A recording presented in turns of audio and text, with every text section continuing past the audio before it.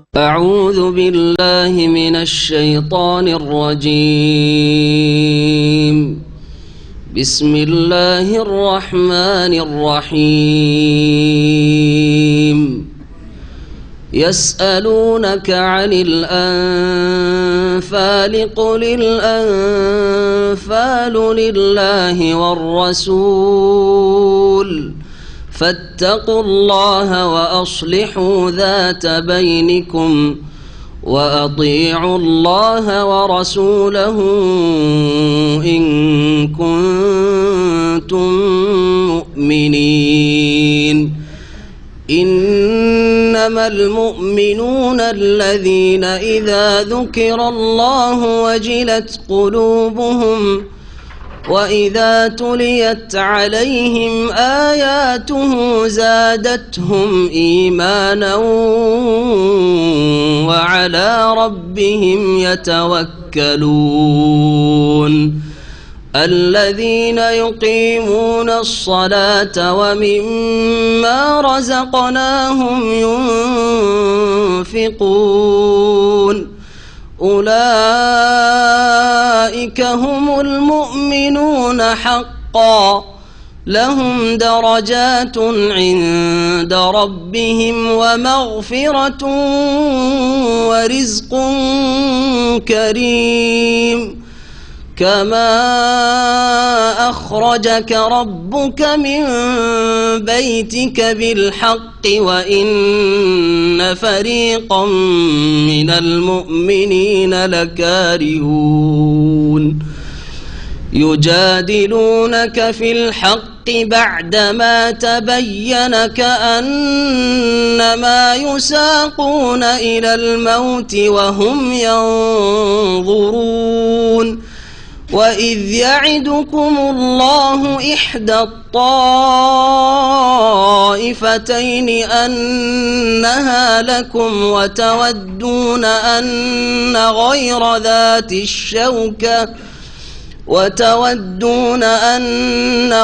ذات الشوكة تكون لكم ويريد الله أن يحق الحق بكلماته ويقطع دابر الكافرين. ليحق الحق ويبطل الباطل ولو كره المجرمون. إذ تستغيثون ربكم فاستجاب لكم أني ممدكم ب1000 من الملائكة مردفين. وما جعله الله إلا بشرى ولتطمئن به قلوبكم وما النصر إلا من عند الله إن الله عزيز حكيم. إذ يغشيكم النعاس أمنة منه وينزل عليكم من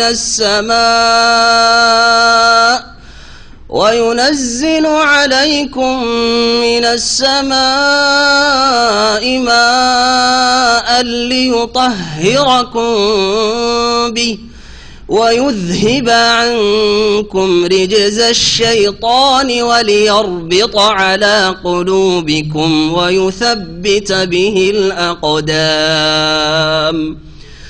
إذ يوحي ربك إلى الملائكة أني معكم فثبتوا الذين آمنوا سألقي في قلوب الذين كفروا الرعب فاضربوا فوق الأعناق واضربوا منهم كل بنان. ذلك بأنهم شاقوا الله ورسوله ومن يشاقق الله ورسوله فإن الله شديد العقاب. ذلكم فذوقوه وأن للكافرين عذاب النار. يا أيها الذين آمنوا إذا لقيتم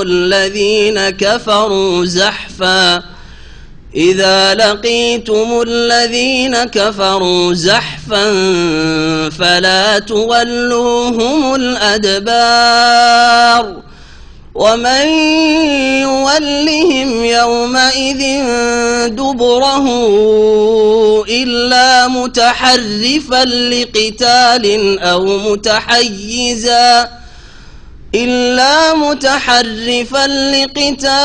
أو متحيزا إلى فئة فقد باء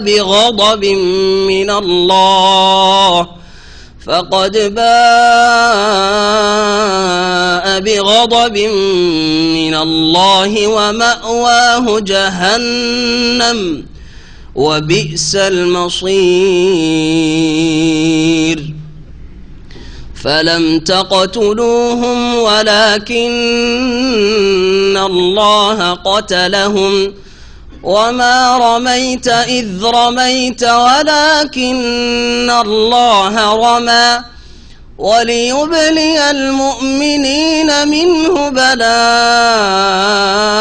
حسنا إن الله سميع عليم ذلكم وأن الله موهن كيد الكافرين إن تستفتحوا فقد جاءكم الفتح وإن تنتهوا فهو خير لكم وإن تعودوا نعد ولن تغني عنكم فئتكم شيئا ولو كثرت وأن الله مع المؤمنين يا أيها الذين آمنوا أطيعوا الله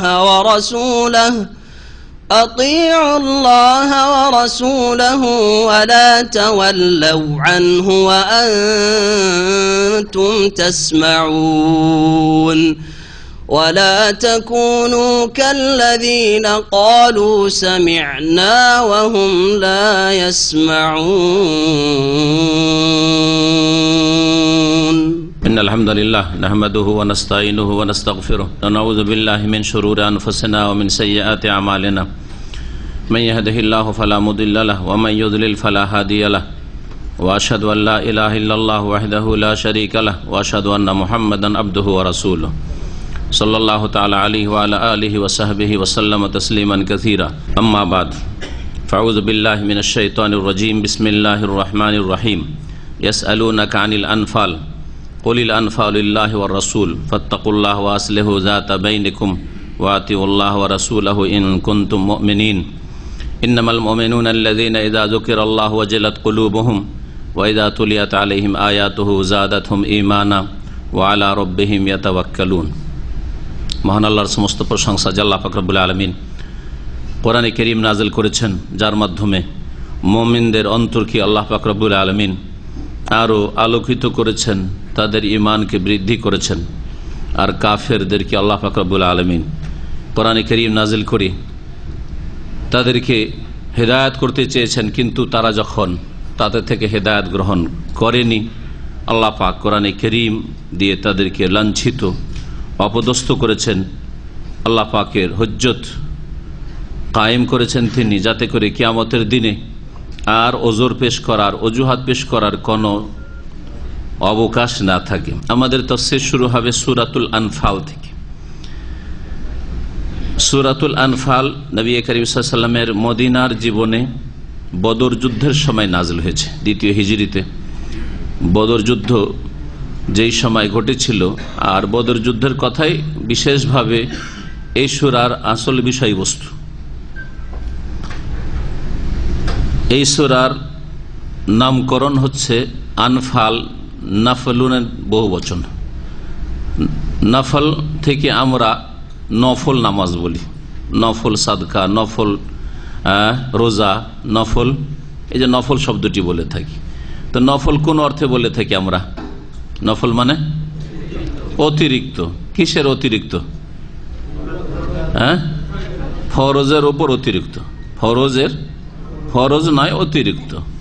ফরজ নয় কিন্তু অতিরিক্ত, একে নফল বলা হয়। এবাদতের ক্ষেত্রে এমন অতিরিক্ত এবাদত যেটা শরীয়তে যার অনুমতি আছে, এমন না যে অনুমতি নেই। আবার অতিরিক্ত যদি হয় শরীয়তে অনুমতি নেই, নবী সাল্লাল্লাহু আলাইহি ওয়াসাল্লাম এই রকমের নফল ইবাদত বন্দি করেননি, তাহলে সেটা বিদআত, ধর্মের নামে নতুন কাজ করা যা নবী করিম সাল্লাল্লাহু আলাইহি ওয়াসাল্লাম করেননি, অতিরিক্ত, সেটা হচ্ছে বিদআত। কিন্তু অতিরিক্ত তার সাথে সাথে নবী করিম সাল্লাল্লাহু আলাইহি ওয়াসাল্লাম থেকে তার প্রমাণ কোরআন এবং হাদিস দ্বারা প্রমাণ রয়েছে, সেগুলিকে নফল ইবাদত বলা হয়। নফল নামাজ হোক, নফল রোজা সিয়াম হোক, নফল দান খয়রাত হোক, নফল হজ হোক, হ্যাঁ, নফল কাজকর্ম, পরোপকারিতা। অনেক সময় জরুরি নয়, উপকার করার জন্য মেলা লোক আছে, তার মধ্যে আপনি বেরিয়ে পড়লেন, নফল কাজ করলেন।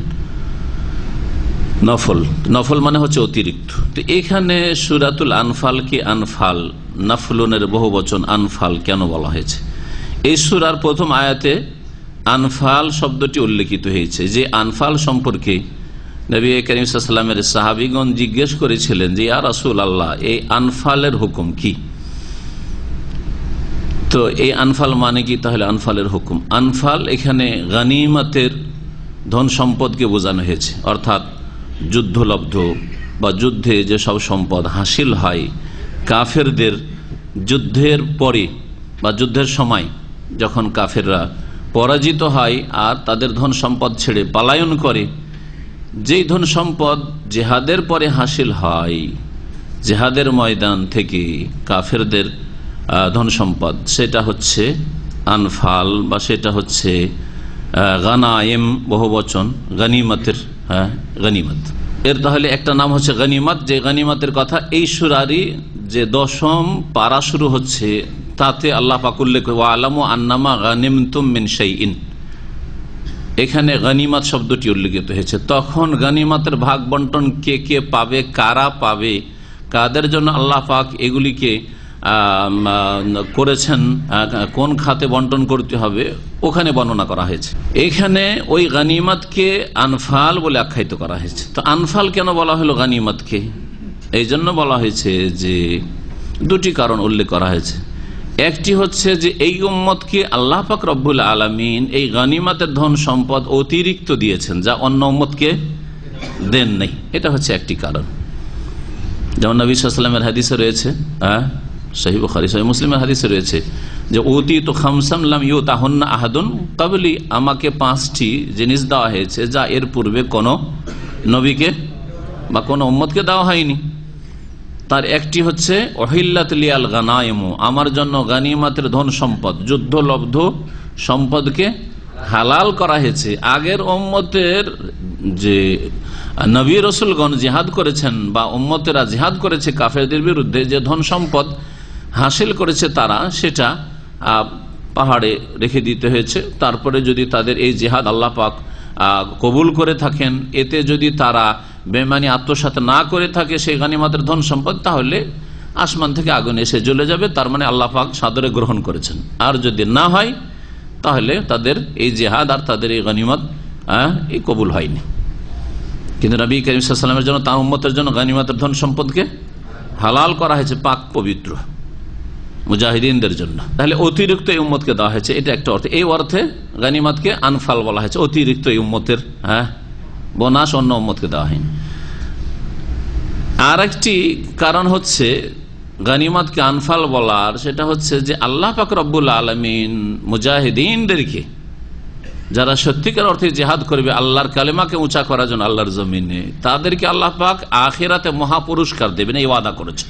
তাদের সাথে আল্লাহ পাক ব্যবসার চুক্তি করেছেন। এই আয়াত সূরা তওবাতে গেছে, ইন্নাল্লাহা আশতারা মিনাল মুমিনিনা আনফুসাহুম ওয়া আমওয়ালাহুম বিআন্না লাহুমুল জান্নাহ, জান্নাতের বিনিময়ে তাদের জান এবং মাল খরিদ করে নিয়েছেন আল্লাহ পাক রব্বুল আলামিন, ঠিক না?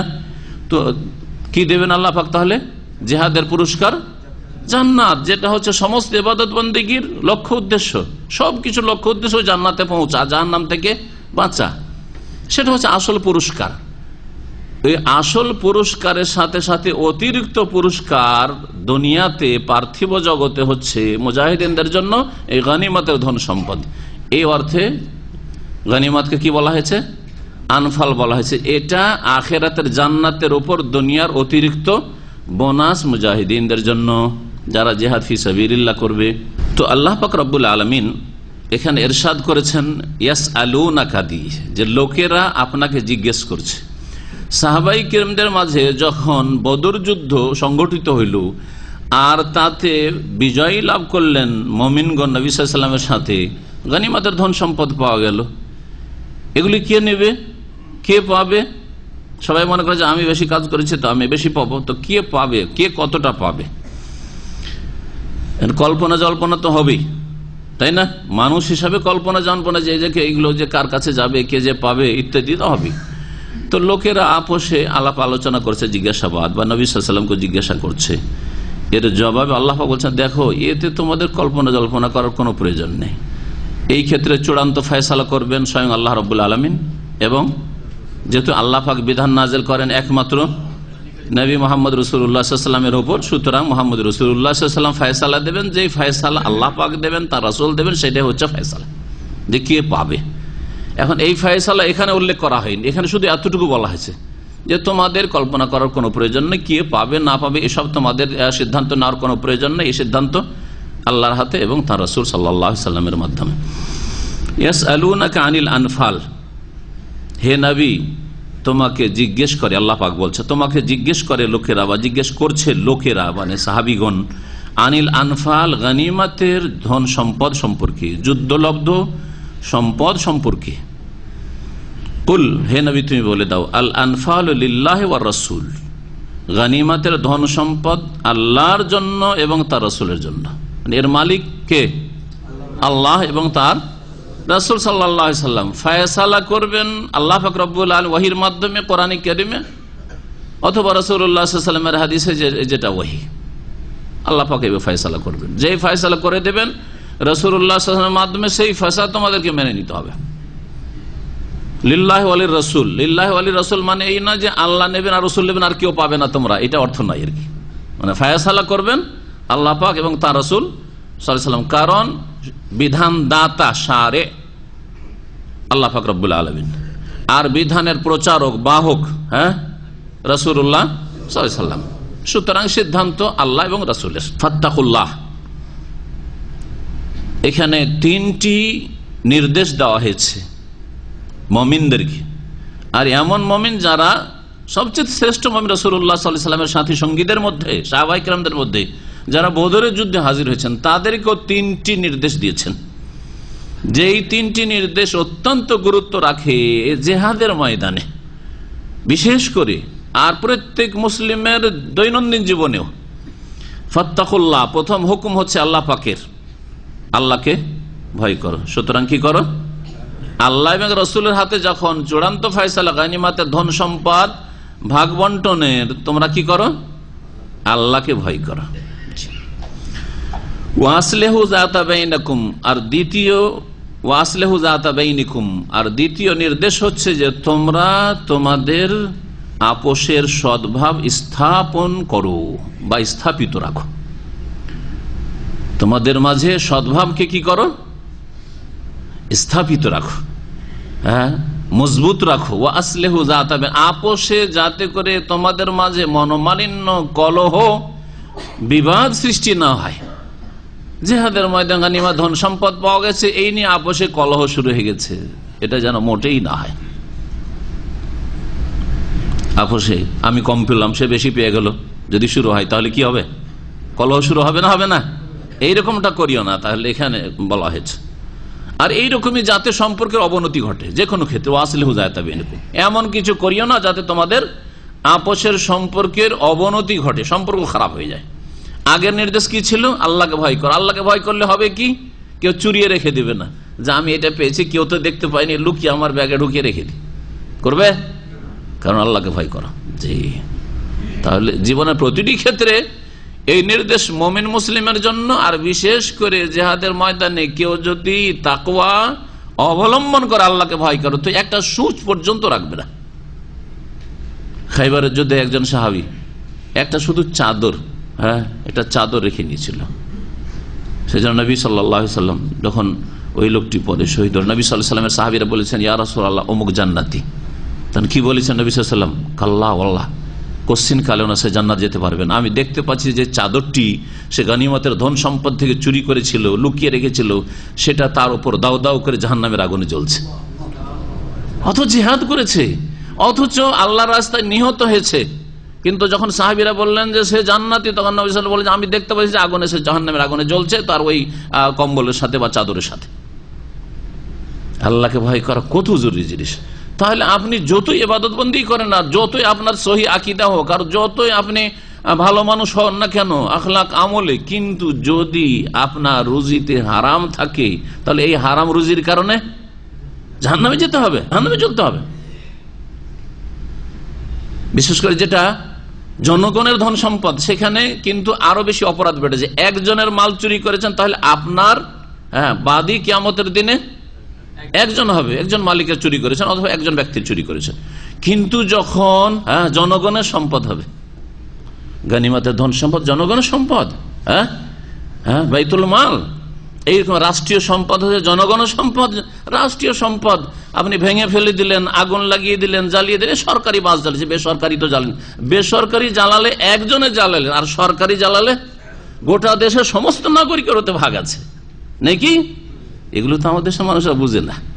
হারিয়ারি নাম আবার অনেকে জিহাদও দেয়। যারা দুনিয়ার পেট পূজার রাজনীতি করছে, তারা তো নিজের স্বার্থের জন্য করছে। ওরা জিহাদ বলে না, আর ওটাকে ধর্ম বলে না। ওরা বিধর্মিতার কাজ করছে, ওরা পেটের স্বার্থে আর গদির স্বার্থে করছে। কিন্তু যারা ধর্মের নামে করছে, তারা আবার এটাকে জিহাদের নাম দিচ্ছে। অথচ কিয়ামতের দিনে বাদী সকলে আসবে আপনার বিরুদ্ধে। আমাদের ধন সম্পদ ধ্বংস করেছে, অর্থনীতি ভেঙে পড়েছে দেশের, করবে না? জি হ্যাঁ। নবী করিম সাল্লাল্লাহু আলাইহি ওয়াসাল্লাম এমনি চুরি করার চাইতে গনিমতের ধন সম্পদ চুরির ক্ষেত্রে শাস্তির কথা বেশি শক্ত করে বলেছেন। কারণ এখানে সকলের হক নষ্ট করা হইল, সমস্ত মুজাহিদিনদের হক নষ্ট করা হইল জনগণের হকের মতো। তৃতীয় নির্দেশ কি? ওয়াতিউল্লাহ ওয়া রাসূলাহ ইন কুনতুম মুমিনিন। তোমরা যদি সত্যিকার অর্থে বিশ্বাসী হও, ইমানদার হও, তাহলে আল্লাহর আনুগত্য করো আর তার রাসূল সাল্লাল্লাহু আলাইহি ওয়াসাল্লামের আনুগত্য করো। আনুগত্য জরুরি যে কোনো ক্ষেত্রে। দুইজন থাকলে, দুইজনে যদি বলে আমরা কেউ কাউকে মানি না, ও ওর মতো চলুক, আমি আমার মতো চলবো, শান্তি পাবেন না। কিন্তু যদি মনে করেন যে আমরা দুজন আছি, তো একজন যেহেতু সিনিয়র, সুতরাং তার কথা একটু মানি, তার পরামর্শ নিই, তাহলে কিন্তু সুষ্ঠুভাবে পরিচালিত হবে যে কোনো প্রতিষ্ঠান, ঠিক না? স্বামী স্ত্রী দুজন ছেলে মেয়ে নেই, কেউ কাউকে মানতে চায় না, চলবে? গাড়ি অচল। এইরকমই কর্মক্ষেত্রে, এইরকমই সফরে দুইজন সঙ্গে বেরিয়েছেন হজ বা উমরা করতে, আর দুইজনে মনে করছেন যে আমি কি ওর চাইতে কম। আপনি বলছেন না আমি এই পেট্রোল পাম্পে থামবো, ও বলছে না থামবো না, সামনে গিয়ে থামবো, 10 কিলোমিটার যেয়ে থামবো। আপনি বলছেন না এই হোটেলে খাবো, বলছেন না এই হোটেল না, আরেক হোটেলে খাবো। ঝগড়া শুরু হবে না? শুরু হয়ে যাবে। আনুগত্য জরুরি। আর সবচেয়ে বড় আনুগত্য হচ্ছে নিঃশর্ত, কোনো শর্ত নেই, তা হচ্ছে আল্লাহর আনুগত্য, আল্লাহর কথা মানা এবং তার রাসূল সাল্লাল্লাহু আলাইহি ওয়াসাল্লামের আনুগত্য করার ক্ষেত্রে কোনো শর্ত চলবে না। যে আমাদের ইমাম সাহেব বলেছে কিনা, আমাদের হুজুররা বলছে কিনা, আমাদের দেশের আলেমালা কি বলছে, আমাদের অমুক কি মুরব্বী কি বলছে, আমাদের পীর সাহেবের তরিকা কি আছে, কোনো কিছু দেখা দেখি না। আল্লাহ এবং রাসূলের কথা মানতে হবে। যখন আপনার কাছে প্রমাণিত হয়ে যাবে এটাই আল্লাহর কথা, এটাই হচ্ছে রাসূলুল্লাহ সাল্লাল্লাহু আলাইহি ওয়াসাল্লামের ফয়সালা। মানুষের কথার ক্ষেত্রে শর্ত আছে, সেটা হচ্ছে আল্লাহ এবং রাসূলের আনুগত্যের আওতাতেই হইতে হবে। যদি আল্লাহ রাসূলের নাফরমানি করে আমি কোনো হুকুম দিই, তো মানা আপনার জন্য ওয়াজিব নয় না জায়েজ নয়? জরুরি নয় বললেন, জরুরি নয় কথাটা ভুল না?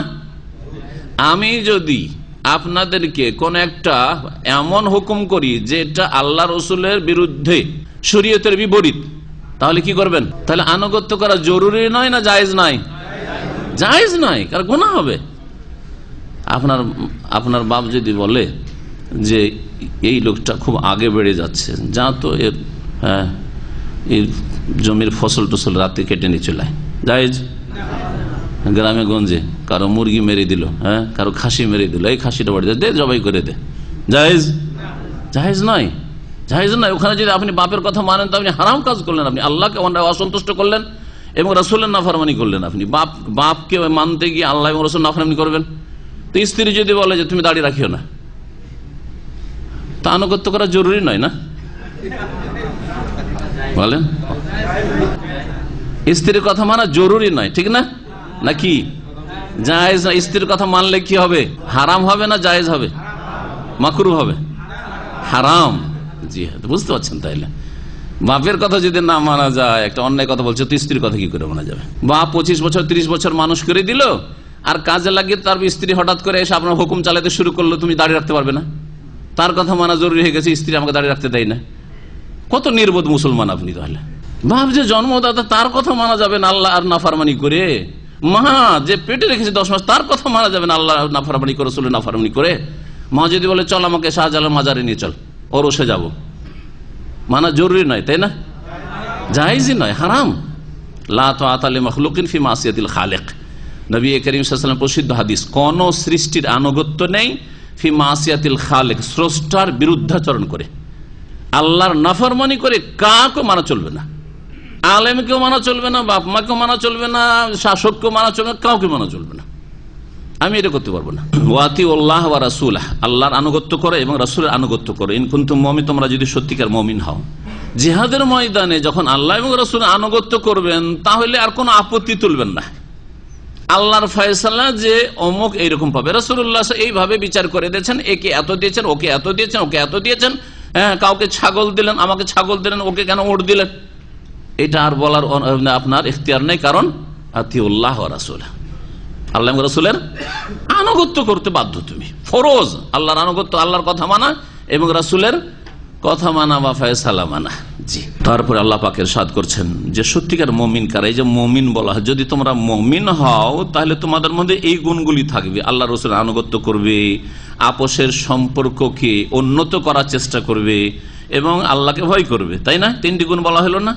তারপরে বলে তাহলে মুমিন কারা, মুমিনদের কিছু গুণ শুনেন। বলছে ইন্নামাল মুমিনুনা আল্লাযীনা ইযা যুকিরাল্লাহ, নিঃসন্দেহে মুমিন সত্যিকার অর্থে ওই সব লোকেরা, আল্লাযীনা ইযা যুকিরাল্লাহ, যাদের সামনে আল্লাহর কথা আলোচিত হলে, যুকিরাল্লাহ মানে আল্লাহর কথা আলোচনা করা হলে, এটা হচ্ছে ব্যাপক অর্থ, এটা হচ্ছে ব্যাপক অর্থ। যুকিরা মানে আলোচনা করা, যুকিরা মানে শুধু সুবহানাল্লাহ পড়া নয়, যেটাকে আমাদের দেশের লোকেরা শুধু জিকির বলে। জিকির মানে উল্লেখ করা, জিকির মানে আলোচনা করা, জিকির মানে স্মরণ করা, বুঝা গেছে?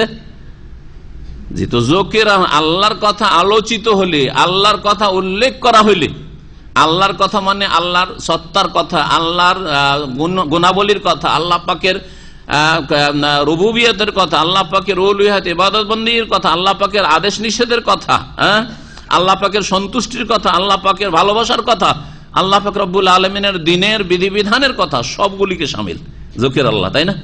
তো আল্লাহর কথা আলোচিত হওয়া মানে এতগুলি সবকে শামিল।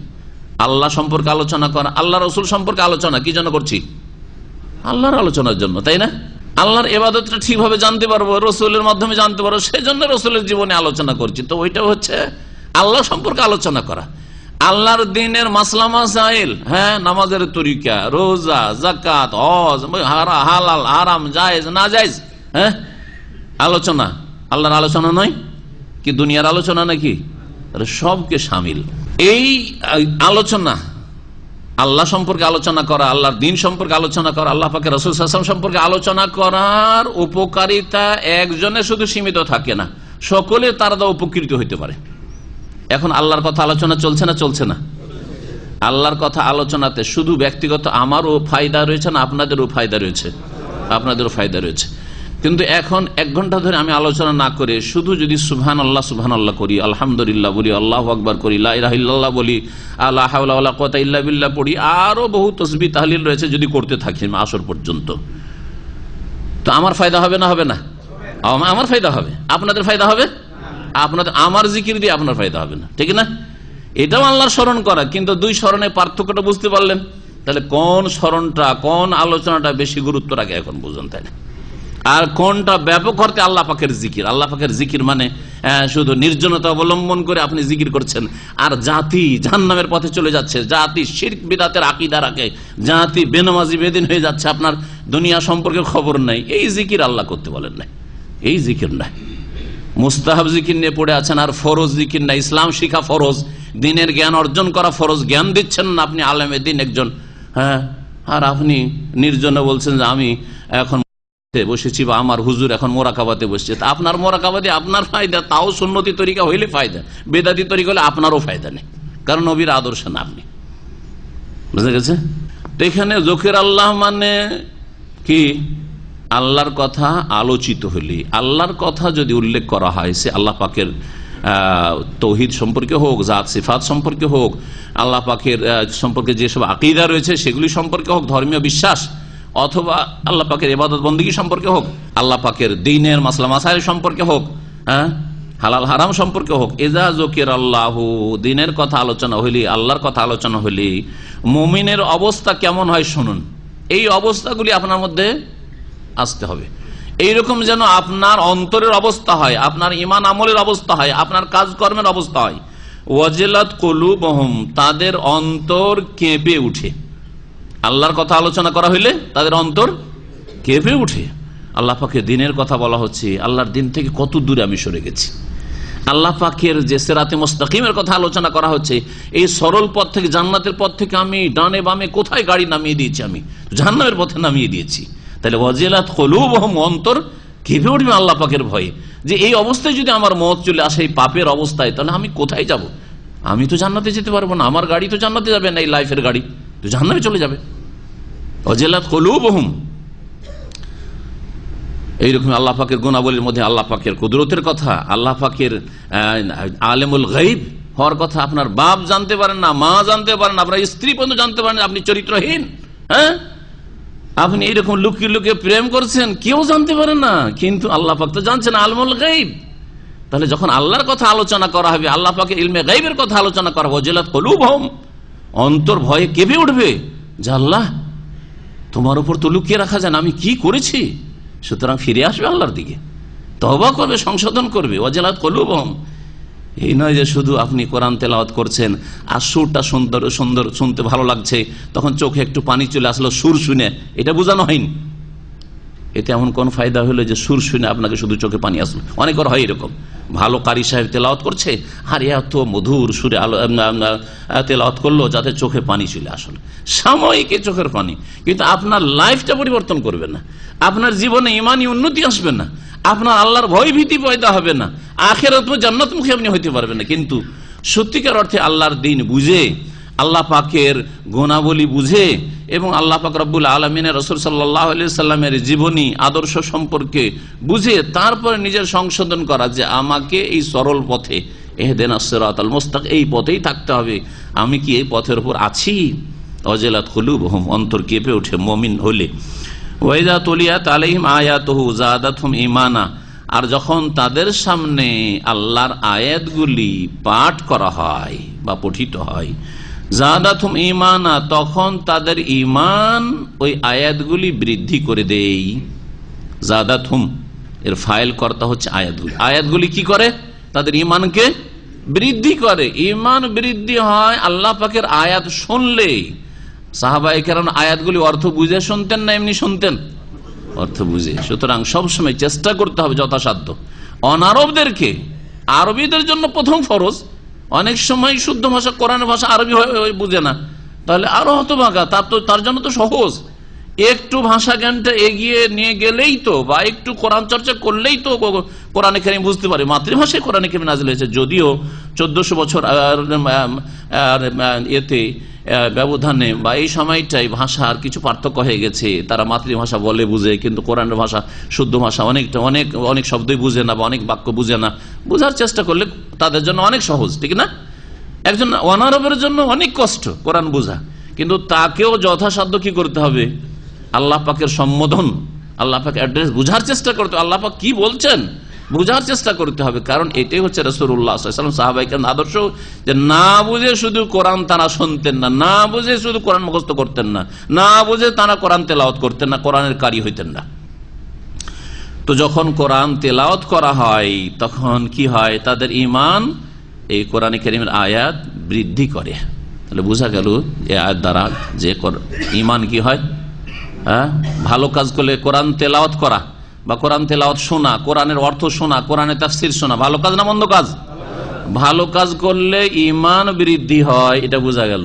যখন ভালো কাজ করলে ইমান বৃদ্ধি হয়, তাহলে এর বিপরীত কেউ যদি মন্দ কথা কাজে লিপ্ত হয় তো ইমান কম হয়। এটা হচ্ছে আহলে সুন্নাত ওয়াল জামাতের আকীদা।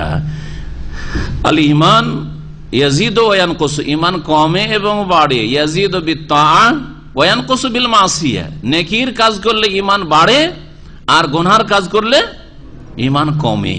মানুষ যখন গুনাহ করতে থাকে অন্তরে একটা করে কালো দাগ পড়তে থাকে। নবী সাল্লাল্লাহু আলাইহি ওয়াসাল্লাম হাদিস রয়েছে, নুকতাতান সাউদা, একটি করে কালো দাগ হইতে হইতে হইতে গোটা তার হৃদয়টাকে, অন্তরটাকে এই কালো দাগ, পাপের এই কালো দাগে এমন করে ঘিরে ফেলে, যাকে আল্লাহ কোরআনের ভাষায় মরিচা বলেছেন। কাল্লা বাল রানা আলা কুলুবিহিম মা কানু ইয়াকসিবুন, তাদের কৃতকর্মের কারণে তাদের হৃদয়ের ওপর, অন্তরের ওপর কি হয়ে গেছে? রান, জং, মরিচা লেগে গেছে। এই মরিচা ছুটাইতে হবে কি দিয়ে? তওবা ইস্তিগফার দিয়ে। তওবা ইস্তিগফার দিয়ে নবী করিম সাল্লাল্লাহু আলাইহি সাল্লাম দিনে 100 বার করে তওবা ইস্তিগফার পড়তেন, অথচ তার গুনাহ নেই, অথচ তার আগের পরের ভুল ভ্রান্তির ক্ষমার অগ্রিম ঘোষণা আল্লাহর পক্ষ থেকে। তাহলে আপনার কতটা তওবা ইস্তিগফার দিনে করছেন আর কতটা আল্লাহ অভিমুখী আপনি আপনার অবস্থা যাচাই করুন। আল্লাহ পাক যেন আমাদের ঈমান বৃদ্ধি করেন, গুনার কথা কাজ থেকে বেঁচে থাকার তৌফিক দান করেন। আর 3 নম্বর গুণ হচ্ছে ওয়ালা রব্বিহিম ইয়াতাওয়াক্কালুন, সত্যিকার মুমিন ওরা যারা তাদের প্রতিপালকের ওপর আস্থা ভরসা রাখে। কাজ করে রেজাল্ট, পরিণতিটা আল্লাহর জন্য ছেড়ে দাও। আল্লাহ আমি আমার কাজ করলাম, এখন তুমি তোমার কাজ করো। যে কোনো ক্ষেত্রে চাকরি করেন, ডিউটি করেন, ডিউটি করে আল্লাহ তুমি আমার রুজিতে বরকত দাও। ডিউটি যাবেন না, আল্লাহ রুজিতে বরকত দাও, হবে? নবী সাল্লাল্লাহু আলাইহি ওয়াসাল্লাম বদরের যুদ্ধের আলোচনা শুরু হয়েছে, তাই না? বদরের যুদ্ধের না গিয়ে মসজিদে নববীতে তো দোয়া করতে পারতেন।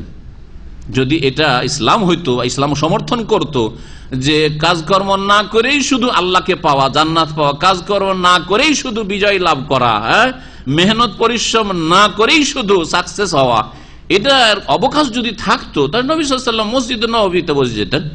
তখন মক্কা বিজয় হয়নি, মসজিদে নববীতে বসে যেতেন, আর বসে গিয়ে ওখানে আল্লাহর কাছে দোয়া করতেন। বদরের প্রান্তে গিয়ে কেন দোয়া করছেন?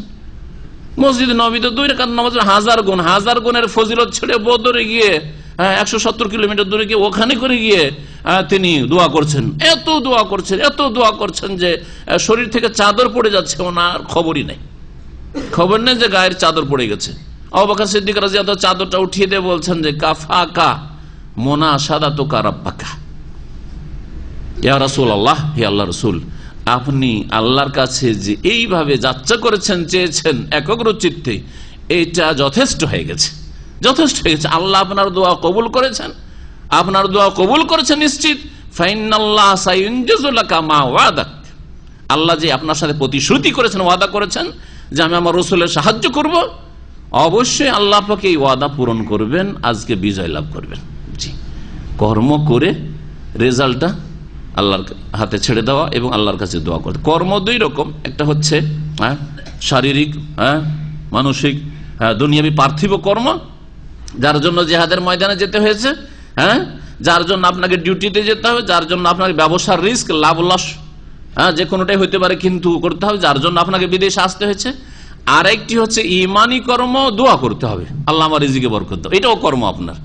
এই 2 কর্ম করে তারপরেও যে দোয়া করলেই হয়ে গেল, আর আমি ডিউটি করলেই হয়ে গেল, ব্যবসা চালু করলেই হয়ে গেল, বিদেশ আসলে হয়ে গেল, না, রেজাল্ট আমার হাতে নেই।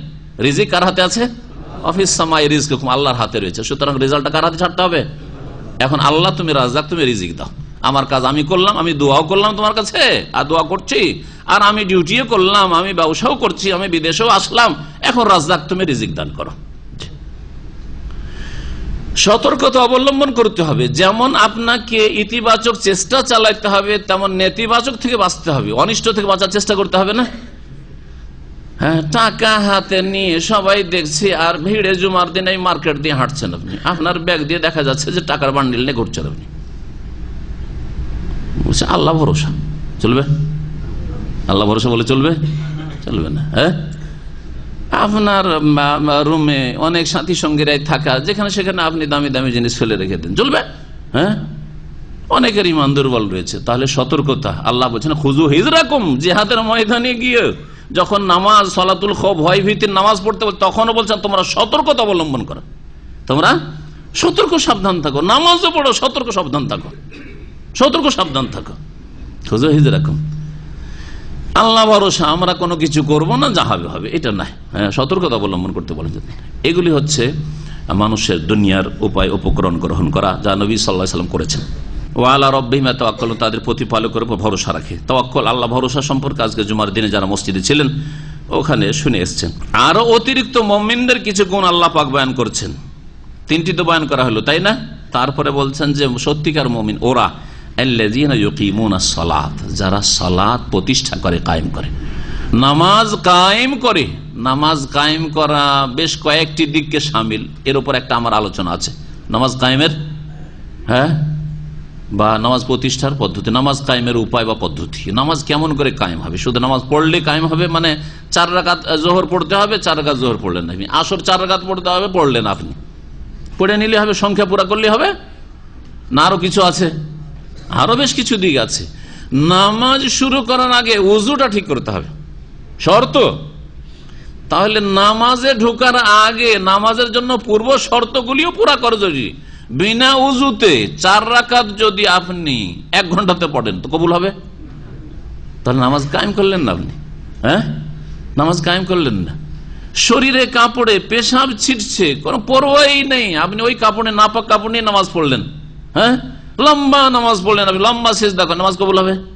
হবে না। নাপাক কাপড়ে, নাপাক কাপড়ে নামাজ হবে না, তাই না? তাহলে শর্তগুলি পুরা করা, জি, বেশ কিছু যে শর্ত রয়েছে, শুরুতুস সালাহ, নামাজের শর্তাবলী, সেগুলি আপনাকে তাহলে শিখতে হবে যে নামাজে ঢোকার আগে কি কি শর্ত রয়েছে। নামাজের ভিতরে রুকুন রয়েছে কতটি? হ্যাঁ, 14টি। তাহলে এই 14টা পূরণ করতে হবে, না নামাজ হবে না। ওয়াজিব রয়েছে, ওয়াজিবাতুস সালাহ রয়েছে কয়টি? 8টি। সেগুলি পূরণ করতে হবে, শর্ত পুরা করতে হবে, রুকুন পুরা করতে হবে, ওয়াজিব পুরা করতে হবে। হ্যাঁ, নামাজের বাইরে পূর্ব শর্তগুলি, আর তার নামাজের ভিতরগুলি বললাম। তারপরে তখন সুন্নতগুলি আপনার নামাজকে সুসজ্জিত করবে। শোনানো নামাজের সুন্নতগুলি, রফুল এদেন করে নামাজ পড়া, তারপরে যে সুন্নতগুলি রয়েছে, সুন্নতি দোয়া বা জিকির ইত্যাদি, যেগুলি সুন্নত ওয়াজিবের ওপরে যেগুলো রয়েছে, বাচনিক রয়েছে অথবা কর্মগত রয়েছে, এগুলি তো হইল। আর পুরুষদেরকে জামাতে মসজিদে পড়তে হবে, তাহলে নামাজ কায়েম হবে। হ্যাঁ, টাইমে টাইমে যথাসময়ে নামাজের সময় নামাজ পড়তে হবে। সূর্য ওঠার পরে ফজর নামাজ পড়ছেন আর খুব লম্বা করে পড়ছেন আর চোখ দিয়ে পানি আসছে, কবুল হবে নাকি?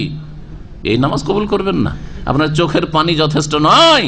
আপনার নামাজ, আল্লাহ বলছেন কিতাবা মাওকুতা, আমি ওয়াক্তের ওপর লিখে দিয়েছি, ফরজ করেছি, সুতরাং ওই ওয়াক্তই আদায় করতে হইতো তোমাকে। সূর্য ওঠার আগে ফজরের নামাজ গিয়ে মসজিদে পড়ে আসতে হবে তোমাকে। আপনি যেমন দেশে নামাজ দেখেছেন ওই রকমই পড়ছেন, রাসূলুল্লাহ সাল্লাল্লাহু আলাইহি ওয়াসাল্লাম নামাজের সাথে মিলিয়ে দেখলেন না, আপনার নামাজের মিল আছে কিনা, তো নামাজ কায়েম হবে নাকি?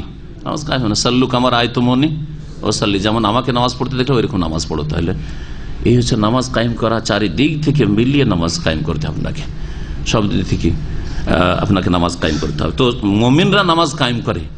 নামাজ যখন পড়েন সহি সুন্নতি তরিকায় পড়েন, আর সহি তরিকাতেই পড়েন যখন পড়েন, কিন্তু 4 ওয়াক্ত পড়েন, ফজর পড়েন না। মাঝে মাঝে ফজর চলে যায়, নামাজে ঘাটতি আছে, তো নামাজ কায়েম করলেন না? নামাজ কায়েম, আপনি নামাজি না। তো মুমিনরা নামাজ কায়েম করে, নামাজের কোনো দিকে বক্রতা নেই। কায়েম মানে সোজা, এটা দাঁড়িয়ে আছে, এটা হচ্ছে বাঁকা, এটা বাঁকা। তাহলে নামাজে যেন কোনো বক্রতা না থাকে, কোনো দিক থেকে বক্রতা না থাকে, তাহলে নামাজ কায়েম হলো না আপনার। ওয়ামিম্মা রাযাকনাহুম ইউনফিকুন, আর যা আমি তাদেরকে উপজীবিকা হিসাবে দিয়েছি তা থেকে তারা ব্যয় করে। এই ব্যয় করার একটি তাফসীর হচ্ছে যাকাত প্রদান করে, হ্যাঁ, দান খয়রাত করা, যাকাত ফরজ, আর ফরজের অতিরিক্ত যখন প্রয়োজন হয় সাদকা দান খয়রাতও করে, একটা অর্থ।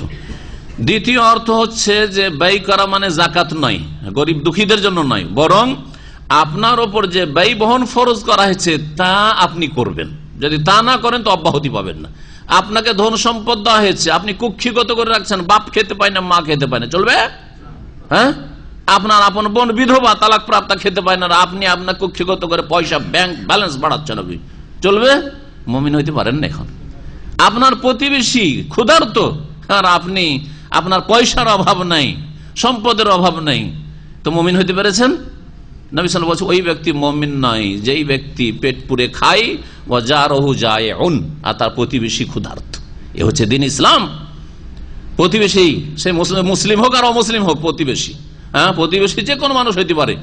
আপনার প্রতিবেশী হিসাবে অমুসলিম হইলেও তার হক রয়েছে, সে ক্ষুধার্ত থাকলে আপনাকে খোঁজ খবর রাখতে হবে।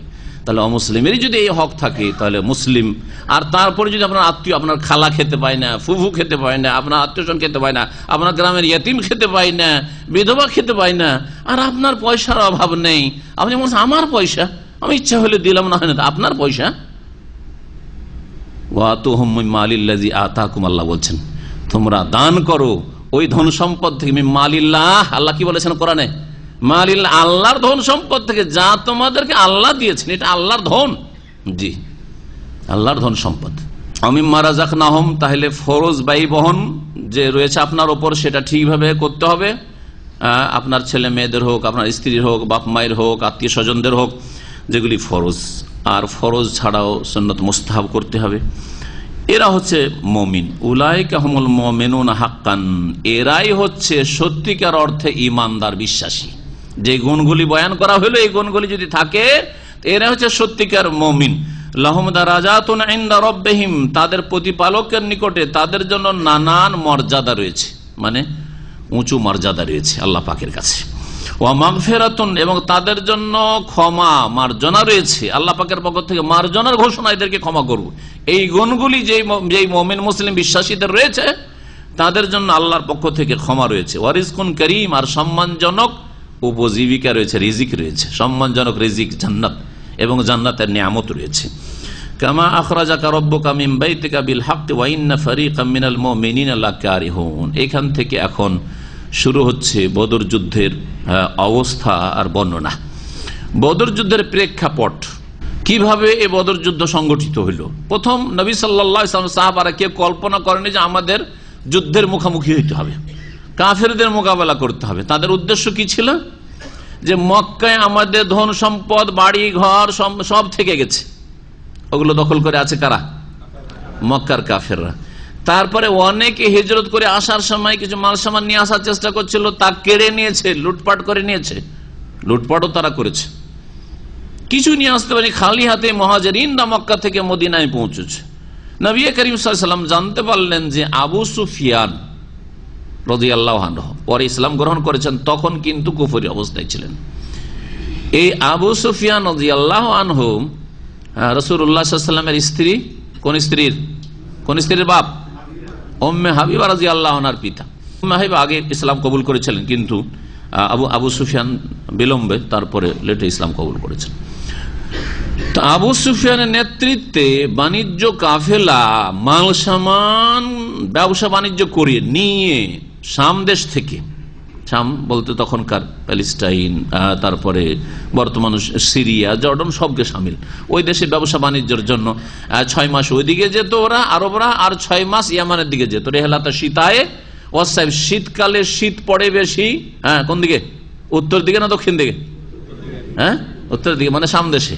দেখেন এখন কত প্রচন্ড শীত, বরফ। তো সেই জন্য গ্রীষ্মকালে তারা সফর করতো, মক্কার লোকেরা সফর করতো ব্যবসা বাণিজ্যের জন্য শাম দেশের দিকে, প্যালেস্টাইনের দিকে, আর শীতকালে ইয়ামানের দিকে সফর করত, যেহেতু ওখানে গরম এলাকা, তো শীতকালে তখন সফর করত। এইভাবে তখন ইয়ামান থেকে আবার তখন ভারতে, ওখান থেকে এখানকার মাল সামানগুলি এইভাবে যেত। যথেষ্ট মাল সামান নিয়ে আসছেন আবু সুফিয়ানের নেতৃত্বে এই বাণিজ্য কাফেলা। নবী সাল্লাল্লাহু আলাইহি ওয়াসাল্লাম জানতে পেরে বললেন যে এক কাজ করো, চলো গিয়ে আমরা প্রতিশোধ নিই। আমাদের ধন সম্পদ বা তোমাদের ধন সম্পদ তারা লুটে রেখে দিয়েছে বা তারা ভোগ করছে, তাদেরগুলি আমরা ক্ষতিপূরণ। আর তারপর আল্লাহ পাক রব্বুল আলামিনের পক্ষ থেকে নির্দেশ যে আর্থিক দিক থেকে তাদের ওপর একটা মার পড়ার প্রয়োজন। কারণ কাফের অর্থ নিয়ে মরে, পয়সা নিয়ে মরে, সুতরাং এখানে যদি একটা মার পড়ে তাহলে এতে বড় একটা আঘাত লাগবে কাফেরদের ওপর। নবী করিম সাল্লাল্লাহু আলাইহি ওয়াসাল্লাম এই উদ্দেশ্যে বেরিয়ে পড়লেন। যখন এদিকে বেরিয়ে পড়েছেন, ওইদিকে আবু সুফিয়ান খুব চতুর মানুষ ছিল, খুব চালাক মানুষ। আবু সুফিয়ান আগেই তার গোয়েন্দা দিয়ে জানতে পেরেছে, হ্যাঁ ওরা ওই যুগে গোয়েন্দা থাকতো, ঘোরাঘুরি করছে। দ্রুত গিয়ে খবর দিচ্ছে যে তাড়াতাড়ি তুমি অন্য রাস্তা ধরো, যেটা প্রসিদ্ধ প্রচলিত রাস্তা এই সামদেশ থেকে মক্কার দিকে যাওয়ার, সেই রাস্তা ত্যাগ করো। ওই লোহিত সাগরের কেনারা অন্য রাস্তা দিয়ে একেবারে এগিয়ে চলে গেল। যাই হোক, বাণিজ্য কাফেলা হাত ছাড়া হয়ে গেল, যেটা সহজভাবে হাসিল করতে চেয়েছে রাসূলুল্লাহ সাল্লাল্লাহু আলাইহি ওয়াসাল্লাম, সাহাবায়ে কেরামরা। ওইদিকে আরেকজনকে পাঠিয়ে দিয়েছে দূতকে, তাড়াতাড়ি আবু সুফিয়ান পাঠিয়ে দিয়েছে মক্কায় আবু জাহালের কাছে। আবু জাহাল নেতা বসে আছে ওইখানে মক্কায়, তাড়াতাড়ি করে তুমি ওখান থেকে আমাদের সাহায্যের জন্য, আমাদেরকে রক্ষা করার জন্য সেনাবাহিনী পাঠাও, না হলে মোহাম্মদের সেনাবাহিনী এসে আমাদের সবকিছু লুটপাট করে নিয়ে যাবে। ওই দিক থেকে আবু জাহাল নিজেই 1000 লোক নিয়ে এসে কাছে চলে এসছে। নবী করিম সাল্লাল্লাহু আলাইহি সাল্লামের হাত ছাড়া হয়ে গেল, সাহাবাগণ হাত ছাড়া কি হয়ে গেল? বাণিজ্য কাফেলা। সামনে এগিয়ে চলে আসছে আবু জাহাল অহংকারের সাথে, এই উম্মতের ফেরাউন, নবী সাল্লাল্লাহু আলাইহি ওয়াসাল্লামকে বলেছেন এই ফেরাউন এগিয়ে চলে আসছে। এখন নবী সাল্লাল্লাহু আলাইহি ওয়াসাল্লাম যদি মদিনা ফিরে চলে আসেন, যাক যেই গরজে ইসলাম হইল না তো চলে যাই, তাহলে দাপট বেড়ে যাবে কিনা কাফেরদের? সাহস বাড়বে না? সাহস বেড়ে যেতে পারে। নবী করিম সাহাবায়ে কেরামদের সাথে পরামর্শ করলেন। এখানে মতবিরোধ শুরু হলো। কেউ কেউ বললো যে না, আমরা তো কোনো প্রস্তুতি নিয়ে আসিনি। মুনাফিক ছিল না, সবগুলি মুমিন 313 জন, কিন্তু তারা চিন্তা করছে আমরা তো জিহাদের জন্য কোনো প্রস্তুতি নিইনি, না আমাদের কাছে কোনো বাহন আছে, ঘোড়া আছে, না আমাদের কাছে অস্ত্র আছে, অস্ত্র তেমন কিছু নিয়ে আসিনি, কি দিয়ে আমরা জিহাদ করবো, লড়াই করে? জিহাদের জন্য কিছু লাগবে তো, সাজ সরঞ্জাম কিচ্ছু নেই, তো জিহাদ না করে আমরা ফিরে যাই না। আর ওইদিকে কাফেরদের 1000 কাছে চলে আসছে। নবী সাল্লাল্লাহু আলাইহি সাল্লামের সাহাবায়ে কেরামরা পরামর্শ দিলেন, আবু বকর ওমর তারা পরামর্শ দিলেন যে না, জিহাদ করা যাক, জিহাদ করা যাক।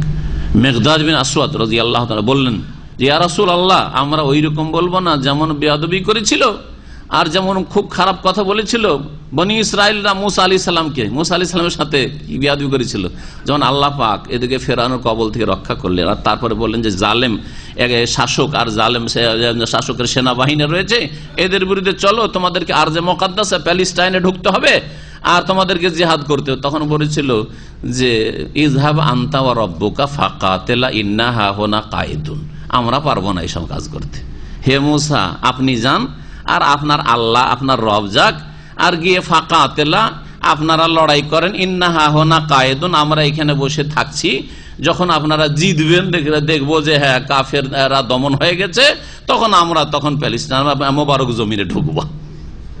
এইরকম বেয়াদবি করেছে বনি ইসরায়েলের। ইহুদিদের বেয়াদবিটা আজকাল না শুধু, আর ইহুদিদের জুলুম অত্যাচার আজকে না, ইহুদিরা জীবদ্দশায় নবীর মুসা আলাইহিস সালাম আল্লাহ পাকের এত নিয়ামত, তারপরেও তাদের নাফরমানি আর বেয়াদবির শেষ ছিল না। এ হচ্ছে বদজাতি। মিকদাদ বিন আসওয়াদ বললেন যে আমার ওই কাপুরুষ না আর ওই বেয়াদব না যে এরকম বেয়াদবি কথা বলবো, হ্যাঁ, বরং ইয়া রাসূলুল্লাহ চলেন আপনি আগে বাড়েন, হ্যাঁ, ইন্না মাকা মুকাতিলুন, আমরা আপনার সাথে যুদ্ধের জন্য প্রস্তুত আছি, চলেন জিহাদে যাব। যাই হোক, আল্লাহ পাক এখানে আয়াতগুলি নাযিল করলেন যে তোমরা তো পছন্দ করছিলে কি যে আমরা আরামে আরামে ধন সম্পদটি লুটে নিয়ে চলে আসি আর আমরা লড়াই না করি, কিন্তু আল্লাহ তোমাদের জন্য এর চাইতে বেশি কল্যাণ চাইছিলেন। ধন সম্পদ গনিমত হাসিল হবে আর ওদের উপর একটা মায়েরও পড়বে, ওদের বড় বড় কাফের নেতাগুলি ধ্বংস হবে, যাতে ওদের কোমরটা ভেঙে যাবে, দুর্বল হবে।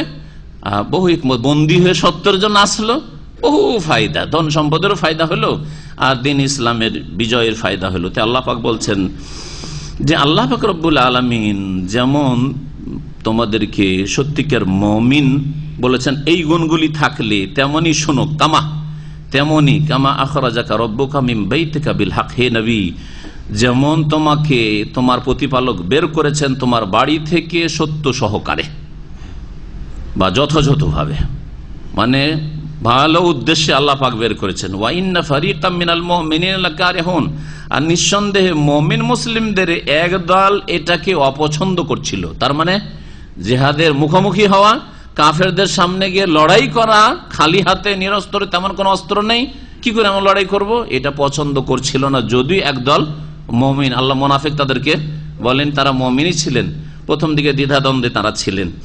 আল্লাহ পাক বলছে ইউজাদিলুনাকা ফিল হাক্কি বাদা মা তাবায়্যানা, তাদের জন্য সুস্পষ্ট হওয়ার পরেও এই সত্য সম্পর্কে তারা হে নবী তোমার সাথে বাক বিতণ্ডায় লিপ্ত ছিল। তার মানে নবী সাল্লাল্লাহু আলাইহি ওয়াসাল্লামের সাথে কথা আলাপ আলোচনা করছে, ইয়া রাসূলুল্লাহ কেমন করে আমরা লড়াই করব, আমরা তো প্রস্তুত হয়ে আসিনি, আমাদের কাছে অস্ত্র নেই, আমাদের কাছে কোনো ঘোড়া নেই, বাহন নেই, ছোটাছুটি করতে হবে, আক্রমণ করতে হবে, কিভাবে কি করব আমরা। তো এইরকম যে তোমার সাথে করছিল তারা বাদামা তাবাইয়ানা, সুস্পষ্ট হওয়ার পর, কি সুস্পষ্ট হওয়ার পর? যে আল্লাহ পাক রব্বুল আলামিন যে উদ্দেশ্যে ওরা গিয়েছিল সেটা তাদের হাত ছাড়া করে দিয়েছে। আল্লাহ ওর চাইতে ভালো চাইছিলেন। একটা সহজে হাসিল হওয়া, সেটা হচ্ছে বাণিজ্য কাফেলা, ধন সম্পদ, আর আরেকটা হচ্ছে জিহাদের ময়দানে এদের শক্তিকে দুর্বল করে গনিমতের ধন সম্পদ হাসিল হওয়া। আল্লাহ কোনটা চাইছিলেন? হাদিসের ভাষায় রয়েছে আল ইরো ওয়ান নফির। ইর মানে হচ্ছে বাণিজ্য কাফেলা, আর নফির মানে হচ্ছে সেনাদল। তো আল্লাহ চাইছেন যে এই কাফের সেনাদলের সাথে মুখোমুখি হও তোমরা। তোমাদের জন্য স্পষ্ট হয়ে গেছে যে যেই উদ্দেশ্যে তোমরা এসেছিলে, এই বাণিজ্য কাফের উদ্দেশ্যে, ও তো হাতছাড়া হয়ে গেছে। আবু সুফিয়ান নিয়ে ও মক্কার দিকে এগিয়ে চলে গেছে, আর ধরতে পারবেন না ওদেরকে।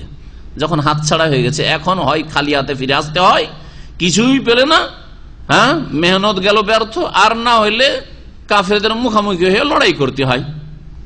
তো আল্লাহ পাক বলছেন যে তোমার সাথে তারা বাক বিতণ্ডায় লিপ্ত রয়েছে ফিল হক, এই সত্যের ব্যাপারে, বাদামা তাবাইয়ানা, তাদের জন্য এই কথা স্পষ্ট হওয়ার পর যে বাণিজ্য কাফেলা হাত ছাড়া হয়ে গেছে। কান্নামা ইউসাকুনা ইলাল মউত, কারণ খালি হাতে যেহেতু তারা ছিলেন, আল্লাহ বলছেন তাদের অবস্থাটা, তাদের উপর একটা ভয় ভীতি চেপে গেছে যে আমরা কি করব খালি হাতে। কান্নামা, যেন ইউসাকুনা ইলাল মউত ওয়া হুম ইয়ানজুরুন, তাদের চোখের সামনে তারা দেখছে যে তাদেরকে মৃত্যুর দিকে তাড়িয়ে নিয়ে যাওয়া হচ্ছে, মৃত্যুর দিকে তাদেরকে ঠেলে নিয়ে যাওয়া হচ্ছে। চোখের সামনে যেন মরণ দেখতে পাচ্ছি, কারণ ওরা তো 1000 আর আমরা হচ্ছে 313। ওরা প্রস্তুত হয়ে এসছে লড়াই করার জন্য, আমরা একেবারে প্রস্তুত না, আমাদের কাছে তেমন অস্ত্র শস্ত্র কিছুই নাই। কি করে ওইটা হইতে পারে? তাহলে তো মত সামনে, চোখের সামনে দেখতে পাচ্ছি। এইরকম অবস্থা হয়ে গেছিল সাহাবায়ে কেরামদের।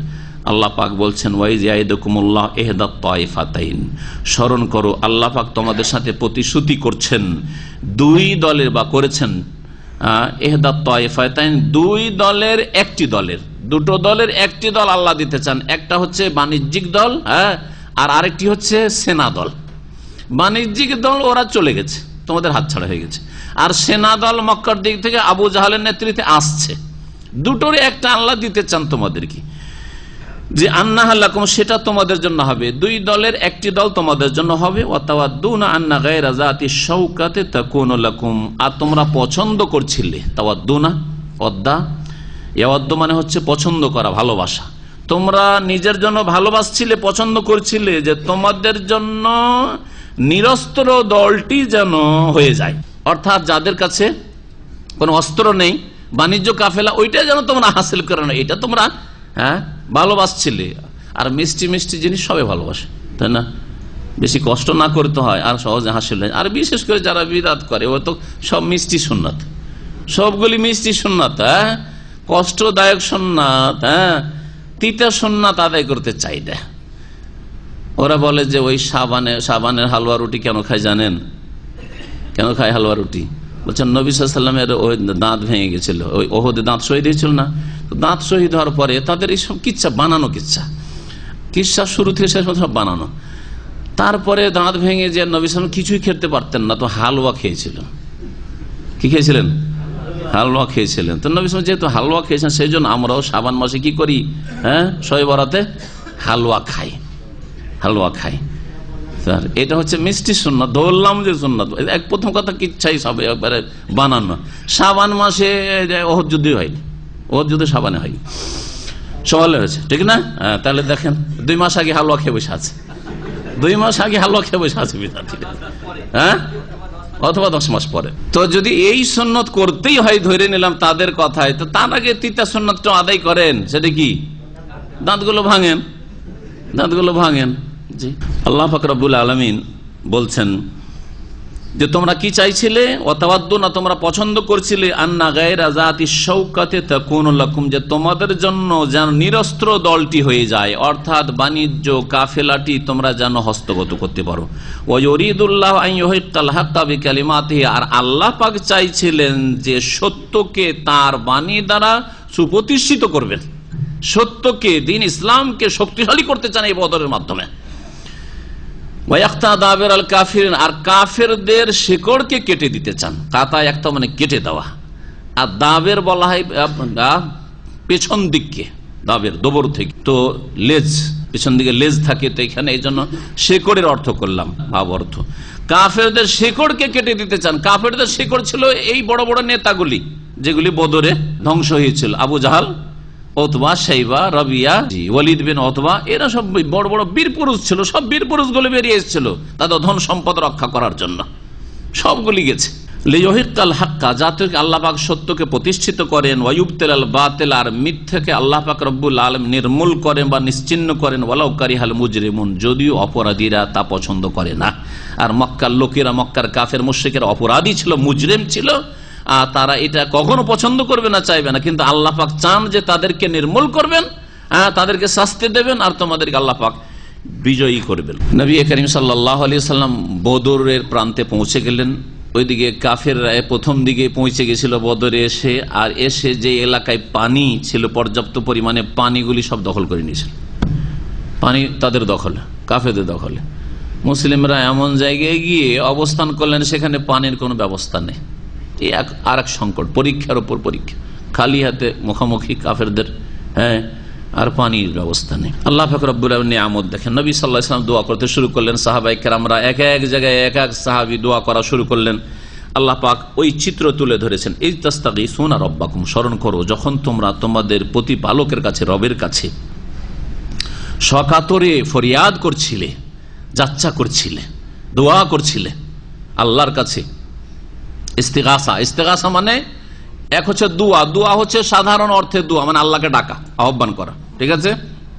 আর ইস্তেগাসা বিশেষ অবস্থার দোয়া, সেটা হচ্ছে বিপদে আপনি পড়ে আছেন, বিপদের অবস্থায় দোয়া করা, উদ্ধার কামনার দোয়া। আপনি বিপদে ফেসে গেছেন, আগুনে ফেসে গেছেন, পানিতে ডুবছেন, বালা মুসিবত চারিদিকে ঘিরে নিয়েছে, ওই সময় যে দোয়া করছেন এটাকে ফরিয়াদ বলা হয়।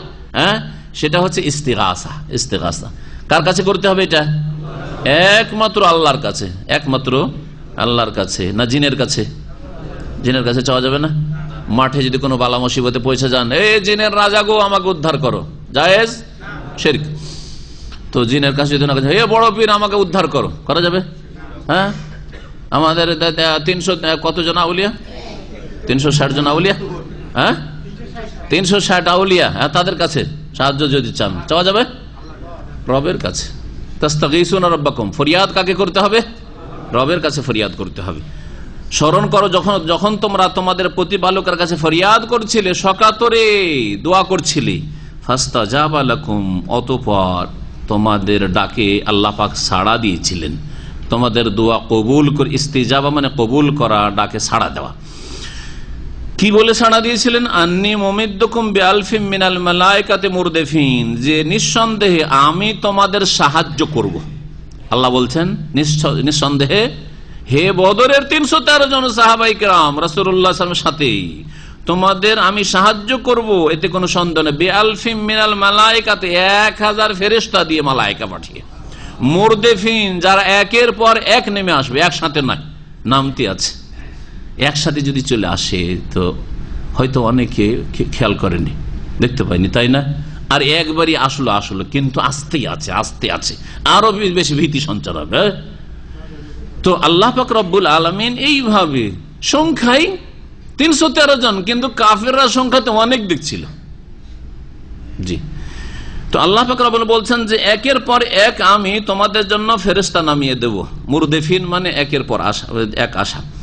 ওমা জাআলাহুল্লাহু ইল্লা বুশরা, তাহলে প্রথম আল্লাহ পাকের নিয়ামত এই দোয়া শোনার পরে বদরের যুদ্ধে সাহায্যের কথা শোনেন। প্রথম নিয়ামত হচ্ছে যে 1000 ফেরেশতা আল্লাহ পাক নামিয়েছিলেন, আর বদরের যুদ্ধে একমাত্র ফেরেশতারা নেমে যুদ্ধও করেছিলেন।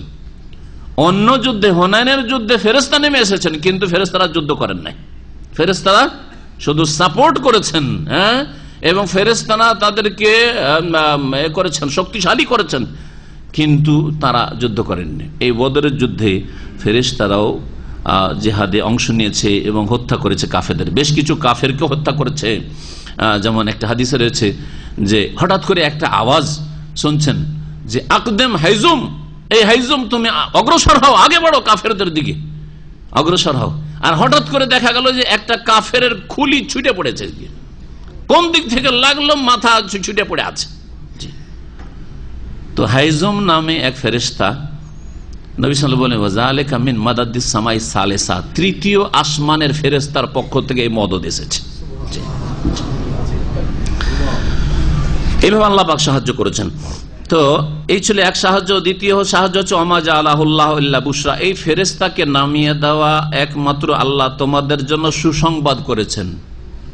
আল্লাহ পাক বলতে চাইছেন এই কথা যে আল্লাহ কি ফেরেশতা নামাবার মুখাপেক্ষী, যে ফেরেশতা না নামাইলে আল্লাহ বিজয় দান করতে পারবেন না, আল্লাহ মুমিনদেরকে বিজয়ী করবেন না, এমনি করতে পারবেন না, আল্লাহর কুদরতে কোন দিয়ে করতে পারবেন না?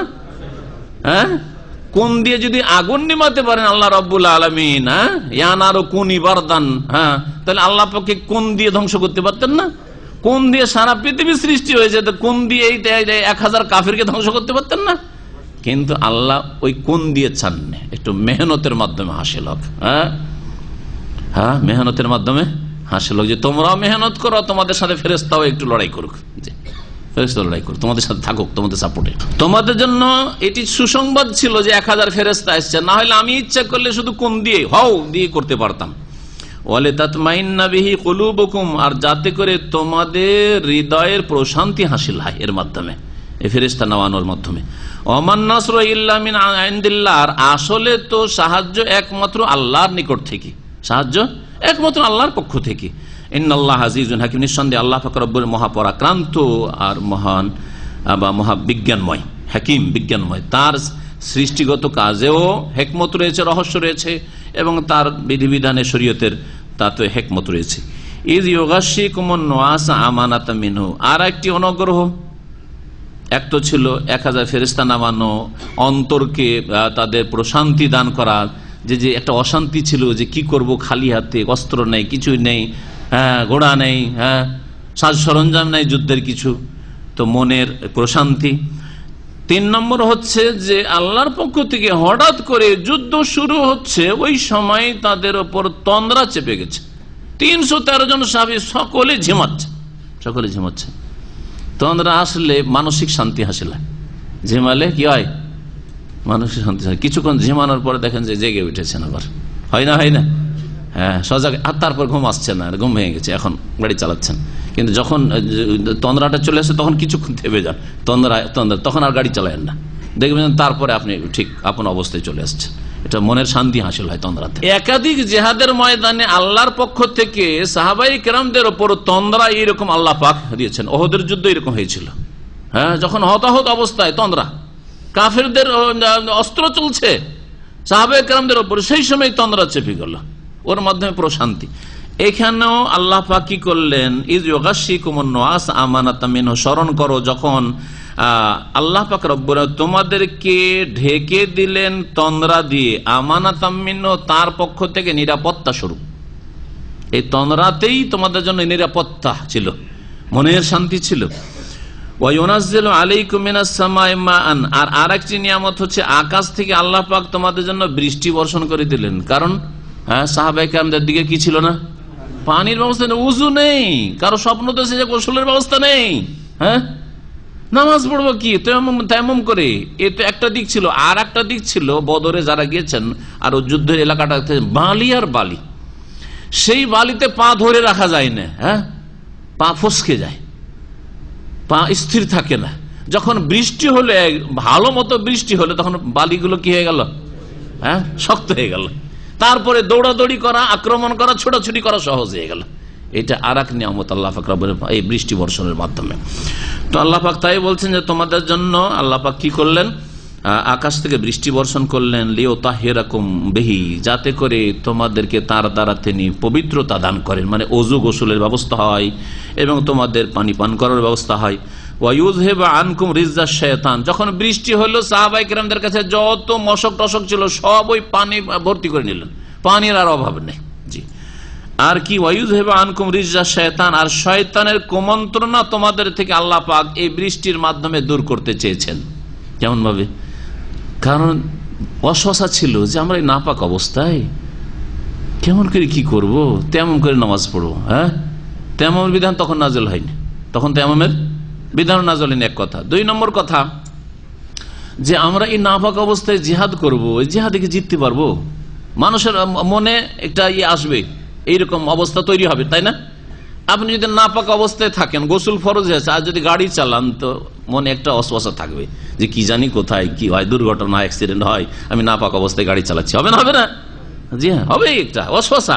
তো এইরকম অবস্থার আসলে হয়েছিল সাহাবাই কেরামদের, যে নাপাক অবস্থায় আমরা, তারপরে এই বালির ওপর চলা যাচ্ছে না, আমরা কি যে হবে, পানি নেই আমাদের কাছে, তারপর ওদের কাছে যথেষ্ট পানি, আমাদের পিপাসা লাগলে করবোটা কি? যুদ্ধের ময়দানে দৌড়াদৌড়ি করতে গিয়ে পিপাসা লাগলে তো পানি নেই, তো মরে যাবো, তো কি হবে? নানান চিন্তা তাদের ওপর চেপে গেছে।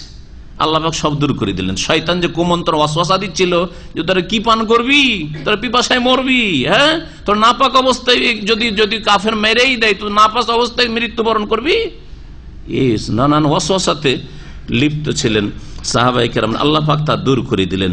ওয়ালিয়ারবিত আলা কুলুবিকুম, আর যাতে করে তোমাদের হৃদয়কে আল্লাহ পাক রব্বুল আলামিন সুদৃঢ় করেন। রাবাত ইয়ারবিতু মানে বেঁধে দেওয়া, তো বেঁধে দেওয়া মানে সুদৃঢ় করা। অন্তরকে আল্লাহ সুদৃঢ় করলেন যে না, এখন আমাদের এই পানির অভাব নেই, এখন আমরা পবিত্র হয়ে গেছি, গোসল যার ছিল গোসল করে নিয়েছি, উযু করে নিয়েছি, সুতরাং আর আমাদের কোনো অসুবিধা নেই। ওয়ায়ুসাব্বিতা বিহিল আকদাম, এবং এই বৃষ্টির মাধ্যমে তোমাদের পাগুলিকে সুদৃঢ় করতে চান বা সুপ্রতিষ্ঠিত করতে চান, যাতে করে চলতে দৌড় দিতে এই বালি মরুভূমিতে অসুবিধা না হয়। এটাও হয়ে গেল এই বৃষ্টির মাধ্যমে। আল্লাহ পাক রব্বুল আলামিন ফেরেশতাদেরকে সম্বোধন করছেন, বলছেন ইজ ইউহি রব্বুকা, স্মরণ করো হে নবী মুহাম্মদ সাল্লাল্লাহু আলাইহি সাল্লাম, যখন তোমার প্রতিপালক ওহী করছিলেন, প্রত্যাদেশ করছিলেন এলাল মালায়েকাতে, ফেরেশতাগণকে, আন্নী মাকুম, এটা হচ্ছে ফেরেশতাকে হুকুম, যে হে ফেরেশতারা, মালায়েকা, আমি আল্লাহ তোমাদের সাথে আছি। 1000 ফেরেশতাকে আল্লাহ সম্বোধন করে কি বলছেন, যে আন্নী মাকুম, আমি তোমাদের সাথে আছি। ফাসাব্বিতুল্লাযীনা আমানু, সুতরাং যারা মুমিন বিশ্বাসী তাদেরকে তোমরা সুদৃঢ় করো, সুপ্রতিষ্ঠিত করো, তাদেরকে তোমরা সাপোর্ট করো, শক্তিশালী করো। সাউলকি ফি কুলুবিল্লাযীনা কাফারু রব, অচিরেই আমি কাফেরদের অন্তরে ভীতি সঞ্চার করে দেব। সাউলকি আমি নিক্ষেপ করে দেবো, আলকা ইউলকি মানে নিক্ষেপ করা, ফি কুলুবিল্লাযীনা, কাফেরদের হৃদয়ে, কাফেরদের অন্তরে, আর রব ভীতি, আল্লাহ পাক কাফেরদের অন্তরে ভীতি সঞ্চার করে দিলেন, যার ফলে আর সামনে দাঁড়াতে পারল না। প্রথম দিকে এসেছিল বদরের যুদ্ধের ঘটনা পড়ে দেখবেন যে 3 জন এসেছিল, 3 জনে যখন শেষ হয়ে গেল তখন তাদের মনোবল ভেঙে পড়লো, আর তারপরে কিছুক্ষণের মধ্যেই একবার রণক্ষেত্রে ছেড়ে পালাতে শুরু করলো। আল্লাহ পাক রব্বুল আলামিন তারপরে বলছেন ফাদরিবু ফাওকাল আনাক, হে ফেরেশতারা, সুতরাং তোমরা তাদের কাঁধের ওপর আঘাত হানো। ফাওকাল আনাক, অনকের বহু বচন হচ্ছে আনাক। আল্লাহ পাক ফেরেশতাদেরকে হুকুম করছেন তোমরা মারো ওই কাফেরদের, কিসের ওপর? কাঁধের ওপর মারো, কাঁধের উপরে মেরে তাদের মাথাকে ছুটিয়ে দাও একবারে। এই আল্লাহ পাকের এক হুকুম ফেরেশতাদেরকে, ওয়াদরিবু মিনহুম কুল্লা বানান, আর এই কাফেরদের প্রত্যেকের জোরে জোরে আঘাত আনা, হাত পায়ের জোরে আঘাত আনা।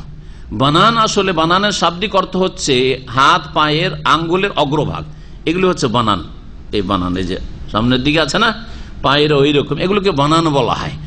তো এইদিকে আঘাত আনো, হাতের ওপর আঘাত আনো আর পায়ের ওপর আঘাত আনো, এতে ফায়দা কি হবে? ফেরেশতাদের আঘাত, এই আঘাতের মাধ্যমে অস্ত্র তরবারি ধরেছিল, ঢাল ধরেছিল, হাত থেকে পড়ে গেল, হাত আর কাজ করছে না, অকেজ। ওইদিকে পায়ের ওপর এমন মার পড়েছে যে আর পা চলে না, উল্টে পড়ে আছে, ঠিক না?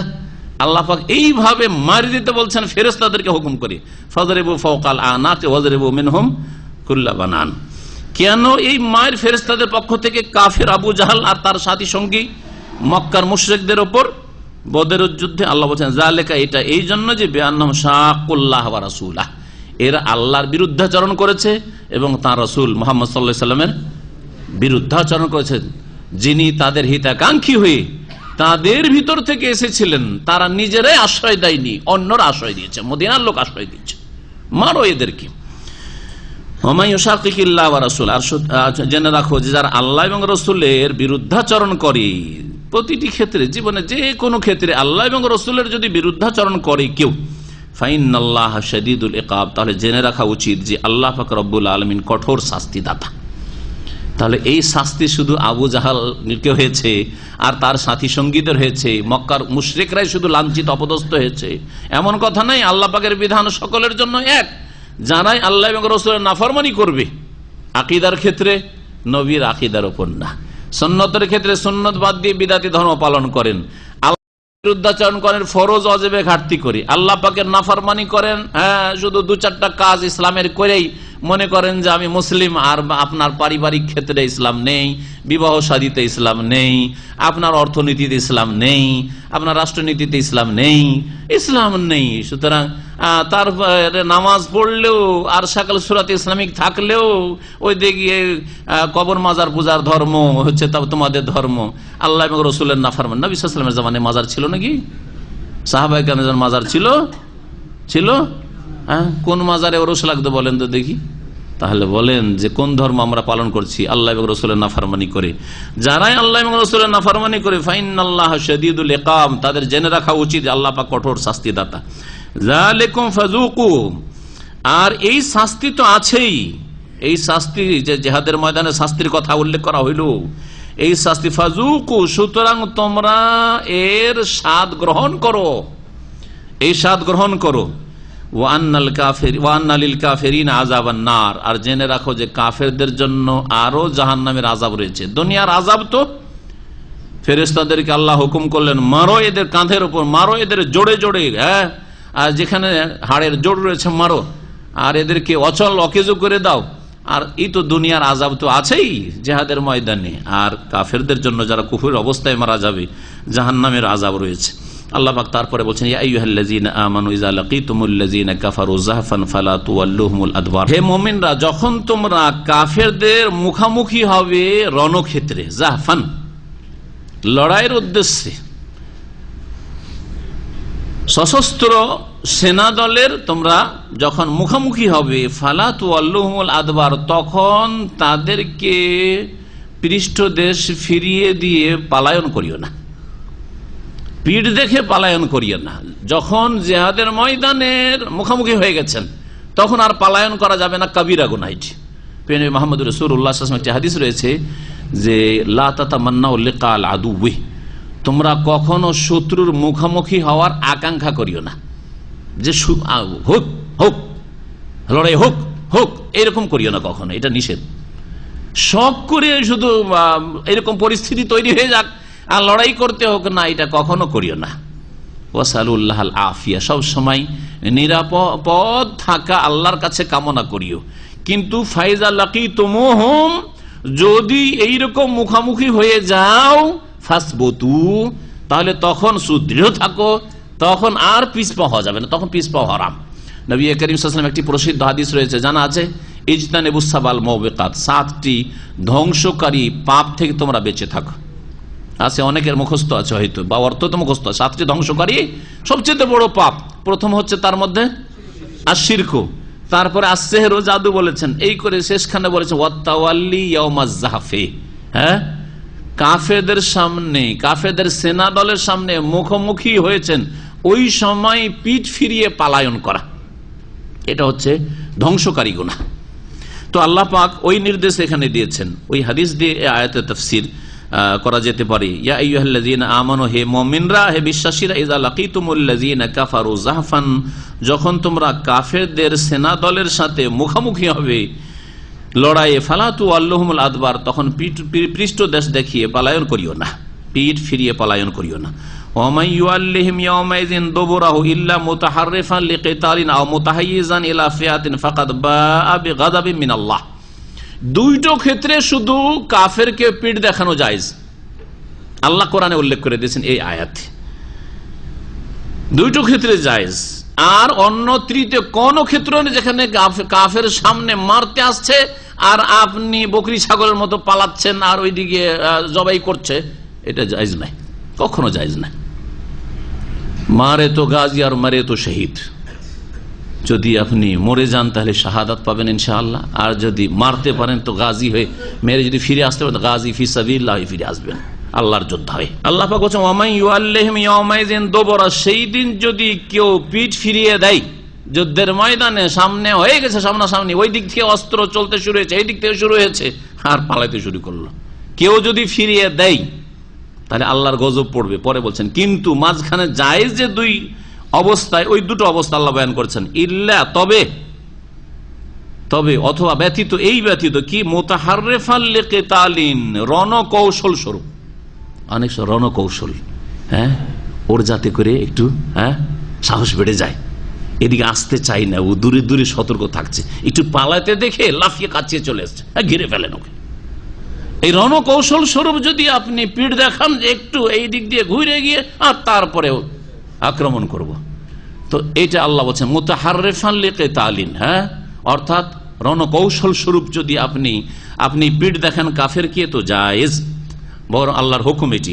আর মুতাহাইয়িজান ইলা ফিয়াতিন, অথবা দেখছেন যে আপনি একলা পড়ে গেছেন, জিহাদ করতে করতে সামনে এগিয়ে গিয়ে একা পড়ে গেছেন আর চারিদিকে সব কাফের, তাহলে এখানে আপনার উদ্দেশ্য মাঠ থেকে পালিয়ে যাওয়ার না, যুদ্ধের মাঠ থেকে, বরং সেখান থেকে আপনি এসে আপনার দল খুঁজছেন, আমার লোকেরা কোথায় আছে সেখানে গিয়ে একটু আশ্রয় নি, আর তারপরে ওদেরকে নিয়ে আবার একসাথে কয়েকজন হামলা করব, তখন এইটারও অনুমতি রয়েছে। আও মুতাহাইয়িজান ইলা ফিয়াতিন, অথবা নিজ দলের দিকে আশ্রয় নেওয়ার উদ্দেশ্যে, নিজ দলের কাছে আশ্রয় নেওয়ার উদ্দেশ্যে, যে ওখানে এসে আমি আবার তাদের উপর আক্রমণ করব, এই নিয়তে যদি পিঠ দেখান তো জায়েজ। এই দুই ছাড়া কেউ যদি ওমাইয়ুআল্লিহিম ইয়াওমাইযিন দুবুরাহ, যুদ্ধের দিনে কেউ যদি তাদেরকে পিঠ দেখিয়ে দেয় কাফেরকে, ফাকাদ বাআ বিগাযাবিম মিনাল্লাহ, তাহলে আল্লাহ পাকের ক্রোধের সাথে সে জিহাদের ময়দান থেকে ফিরে আসবে, আল্লাহর গজব পড়বে, আল্লাহর গজবে পরিবেষ্টিত হবে, আল্লাহর ক্রোধে। ওয়া মাওয়াহু জাহান্নাম, এবং তার বাসস্থান হচ্ছে জাহান্নাম। ওয়া বিসাল মাসির, আর জাহান্নাম হচ্ছে বড়ই জঘন্য প্রত্যাবর্তন স্থল। এখানে আজকে তাফসীর শেষ করছি, আর বাকি তাফসীর ইনশাআল্লাহ তাআলা আগামী সপ্তাহগুলিতে করা যাবে। আল্লাহ পাক রব্বুল আলামিন যেন আমাদেরকে কোরআন বোঝার তৌফিক দান করেন এবং কোরআনের প্রতিষ্ঠার তৌফিক দান করেন, কোরআনে কারীমকে সঠিকভাবে বুঝে সঠিকভাবে আমল করার জন্য তৌফিক দান করেন। আল্লাহ পাক রব্বুল আলামিন শত্রুদের অনিষ্ট থেকে আমাদের হেফাজত করেন। আল্লাহ পাক রব্বুল দ্বীন ইসলামকে আল্লাহ পাক যেন শক্তিশালী করেন। আল্লাহ পাক রব্বুল দুনিয়া এবং আখিরাতে আমাদেরকে যেন সফলতা দান করেন। আমাদের সকলকে আল্লাহ পাক জান্নাতুল ফিরদাউস যেন দান করেন। আমাদের বালা মুসিবত আল্লাহ পাক যেন দূর করে দেন। ওয়া সাল্লাল্লাহু আলা নবিয়িনা মুহাম্মদ ওয়া আলা আলিহি ওয়া সাহবিহি।